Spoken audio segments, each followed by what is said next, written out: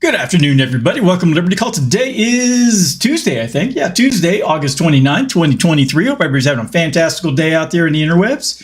It is a beautiful day here in Colorado. I mean, the sun is out there. There's not a cloud in the sky. It is a balmy 72 degrees, which can't complain after we had some 80-degree days the last couple of weeks and actually up into the 90s. So now don't feel too happy for me because we're going to get a little more hot weather midweek, but after that it's supposed to, I think our last 80-degree day is probably sometime next week. So granted, it does snow a lot here half the year, so we certainly don't get perfect weather all the time. Anyways, all right, well, thank you for joining me for the Liberty Call for Tuesday, and looks like the markets are feeling good today. Tons of green on the screen, so that probably is making the bulls feel really happy right now. The bears probably a little sad, hoping that the markets would turn south. Anyways, all right. Well, again, if it's your first time watching Liberty Call, I'm glad you're here. Thank you very much. If you could, press the like button, the subscribe button, the share button, and the notification bell so you know when we go live, because you don't want to miss out on all the genius that I share on a daily basis. And I got something stuck in my eye. Okay. All right, well, let's go ahead and jump into the numbers for today. Dow Jones was up 0.85%, 292 points, closed at 34,852. The S&P 500 was up 1.49%, closed at 44.99. NASDAQ up 1.74%, closed at 13,943. The VIX fell 4.38% today. It's currently at 1441. Canada was up 1.32, Brazil up 1.09, and Mexico up 1.55. Over in Europe, Germany was up 0.88. The UK was up 1.72. France was up 0.67. The Netherlands was up 0.56. Spain up 0.96. Italy up 1.21. Switzerland up 0.67. And Portugal up 0.84. In Russia, both exchanges were in the green. The MOEX up 0.4. The RTSI up 0.19. And the overnights, the Nikkei in Japan was up 0.1%. Australia was up 0.71, New Zealand up 0.51. In China, the Shanghai was up 1.2%, the Shenzhen Component up 2.17, China A50 up 0.52, DJ Shanghai up 1.2%, Hang Seng up 1.93%, and the Taiwan weighted was up 0.17. All right, so really green day, like I said. So what is that going to tell us? Tomorrow will probably be all red. I mean, that's just kind of the way the markets have been of late. They've just been back and forth, and really haven't gone a whole lot of play, or haven't really gone a whole lot, or gone anywhere most of the year, just really sideways. So, all righty, let's go ahead and get into the market recap. S&P 500 rides tech higher as Treasury yields drop on soft economic data. All right, the S&P 500 experienced gains on Tuesday, while with shifting economic indicators leading to lower Treasury yields and increased investor speculation that the Federal Reserve might delay rate hikes in September. We shall see. Treasury yields showed a decline in response to recent economic data, which displayed an unexpected dip in consumer confidence and a surprising decrease in job openings. The Conference Board's Consumer Confidence Index fell to 106.1 in August from July's 114, defying predictions of a 116 reading. So they thought it was going to go up 2 points, and it actually fell 8. Let's see here. Additionally, the U.S. Labor Department's Job Openings and Labor Turnover Survey reported a drop in job openings for July, with about 8.8 million recorded, below the anticipated 9.46 million.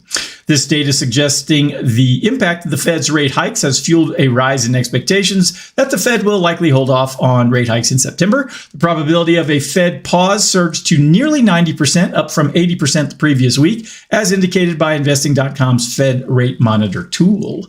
The technology sector gained momentum due to declining Treasury yields, which make high-valued growth stocks more attractive, consequently lifting the broader market. Companies like Meta and Alphabet led the upward trend. Alphabet's cloud event commenced, revealing intentions to further integrate artificial intelligence into its cloud products. A Bank of America survey highlighted tech as one of the top sectors, contributing to 3.7 billion inflows to stocks the prior week. In terms of specific companies, Farfetch managed to reduce losses despite a downgrade from Morgan Stanley, citing volatility and limited near-term catalysts. This downgrade followed Farfetch's weaker than expected quarterly revenue and reduced guidance. Conversely, Neo Inc.'s reported wider than expected loss, causing more than a 2% drop in its shares. Nevertheless, Chinese electric vehicle manufacturer anticipates delivering between 55,000 and 57,000 vehicles in the current quarter, surpassing estimates of 50,000. The crypto sector experienced a surge in related stocks, including Marathon Digital Holdings, Riot Platforms, and Coinbase Global Inc. This surge followed a U.S. court ruling that deemed that the Securities and Exchange Commission's dismissal of digital asset manager Grayscale's application for a spot Bitcoin exchange as incorrect. The ruling sparked hopes for a Bitcoin spot exchange traded fund, which is expected to attract investors seeking cost-effective and liquid exposure to Bitcoin. It's always nice when the SEC gets slapped down. I mean, these government agencies, boy, they're always up in all of our business. All right. Next up, U.S. labor market loses steam as job openings and resignations decline. Let's dive a little deeper into the job stuff. The U.S. labor market displayed signs of a slowdown as job openings declined to their lowest level in nearly 2.5 years in July, indicating a possible reason for the Federal Reserve to keep interest rates unchanged in the coming month. The Job Openings and Labor Turnover Survey report from the Labor Department highlighted a drop in job openings by 338,000 to 8.8271 million by the end of July, marking the lowest level since March of 21. This decline was especially noticeable in sectors like professional and business services, healthcare and social assistance, and state and local government. Well, you can get rid of all the state and local governments. Those are just parasitic jobs. The report further indicated that the number of people quitting their jobs also decreased, reaching levels last seen in early 21. This could imply that Americans are becoming less confident in the labor market. A survey by the Conference Board showed a cooling trend in consumers' perceptions of the labor market in August. Despite these indications of a slowdown, the labor market conditions remain relatively tight. In July, there were 1.51 job openings for every unemployed person, though this ratio was lower than June's 1.54. This still stands well above the 1.0 to 1.2 range that is typically associated with a balanced job market that doesn't generate excessive inflation. Notably, layoffs remained low by historical standards.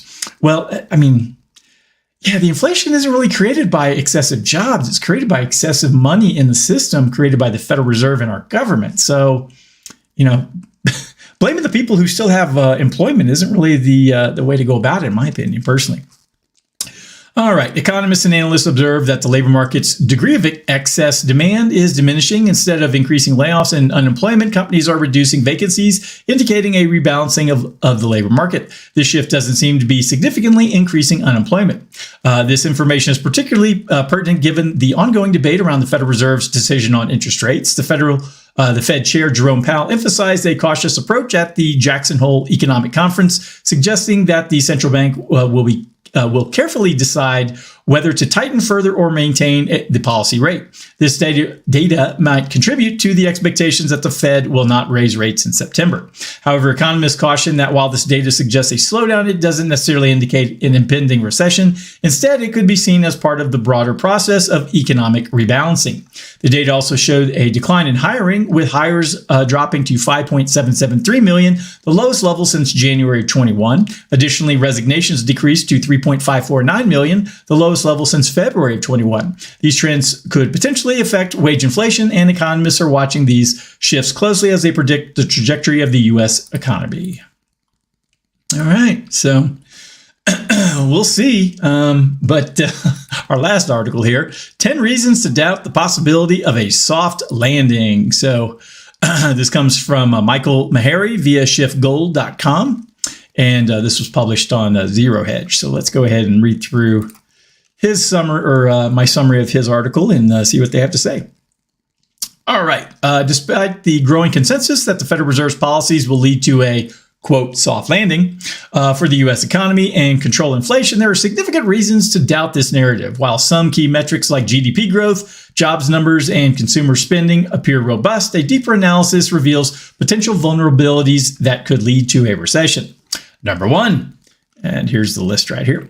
Excess savings has been depleted. The savings that consumers accumulated during the pandemic have nearly vanished as aggregate savings dropped from 2.1 trillion in August of 21 to 190 billion in June. This rapid depletion may impact consumers' ability to weather economic challenges. Number 2, rising credit card debt. With savings running out, consumers have turned to credit cards to meet their financial needs. Credit card debt surged over 1 trillion, and signs indicate consumers might be reaching their credit limits. And we covered an article last week about that people may be maxing out their credit cards and they could be in a real pickle moving forward.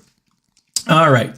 Difficulty in debt repayment. Higher interest rates coupled with increasing credit card balances have led to more consumers rolling over their credit card debt from month to month, potentially indicating financial strain. 4, resumption of student loan payments. Oh my gosh, you're going to have to pay your bills, you lazy college students. Millions of Americans with outstanding student loans will have to resume payments after a 3-year hiatus. I mean, wouldn't it make sense to maybe save up a little money during that time and then, maybe make a big blanket or balloon payment on your loan? Nah, that'd be crazy. This could lead to financial pressures and reduced consumption. 401k hardship loans. A 36% spike in 401k hardship loans suggests consumers are using their retirement savings to meet immediate needs, which points to heightened stress levels. Tightened lending standards. Banks significant tightening of lending standards, moving from a negative 32.4 in Q3 of 21 to 50.8 in Q3 of the current year, could impede future consumption. Soaring housing costs. Mortgage rates have hit historic highs. Well, not really. And housing affordability at a 4-decade low could affect consumer purchasing power and willingness. Underlying banking crisis. Credit rating downgrades of several banks and a surge in corporate defaults hint at an underlying banking crisis that could impact financial stability. Number 9, surging corporate defaults. The number of corporate debt defaults in 23 already exceeded last year's total. Moody's projects continued surges in defaults. Number 10, monetary policy lag. While the economy hasn't crashed despite rising interest rates, history shows that impacts of tighter monetary policy can take time to manifest fully. And last, the JOLTS data volatility. Recent JOLTS data, a measure of job openings and labor turnover, has been unstable, potentially challenging the narrative of a soft landing. All right, so while the economy may appear stable now, the gradual buildup of vulnerabilities combined with lag effects of monetary policy changes could lead to a sudden and severe downturn. Economists have drawn parallels between the current situation and the lead up to the 2008 financial crisis, where similar assurances of a soft landing were later proven wrong. The Federal Reserve's history of easy money policy has led to massive debt levels and distortions in the economy, making it questionable whether the economy can sustain itself in the face of higher interest rates. The bottom line is that even in these conditions, even if conditions appear favorable at the present, economic changes often occur incrementally until the tipping point is reached, leading to rapid and significant consequences. And probably the best analogy that I've heard is that if you've ever seen like those sand pits or like concrete factories, there used to be a few of them near where I lived in Houston. Along Highway 3, and like the sand goes up the conveyor belt, kind of like the mountain climber on Price is Right, and then it tips over the edge and it lands in a pile and makes a big pyramid of sand. And eventually, if you watch long enough, the sand will collapse, and that's the tipping point we're kind of talking about. Is that, we're building up all these bad problems on top of each other over and over and over again. And eventually, all it takes is one little grain of sand to just slip, and then the whole thing comes sliding down the hillside. So that's kind of the situation. And then another analogy I've heard is that, I forget whose quote this is that, they asked the person, how did you lose your money? And they're like, well, slowly at first and then rapidly. So, and that's kind of the way it is. Things, you try to hold everything together or keep your fingers in the dikes or holes in the dike long enough to survive it. But eventually, you run out of, quick fixes, and then, it all just comes crashing down on you. So, excuse me. All right. Well, that's everything I had for today. If anyone needs anything from me, you want to get your finances back under control or begin planning for your future retirement so you don't have to work till you're 95 years old, give me a buzz. Go to dsafinancialgroup.com. All my contact information is there.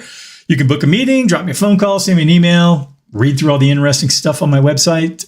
And otherwise, hope everyone has a fantastic evening, and I'll talk to you next time. Adios.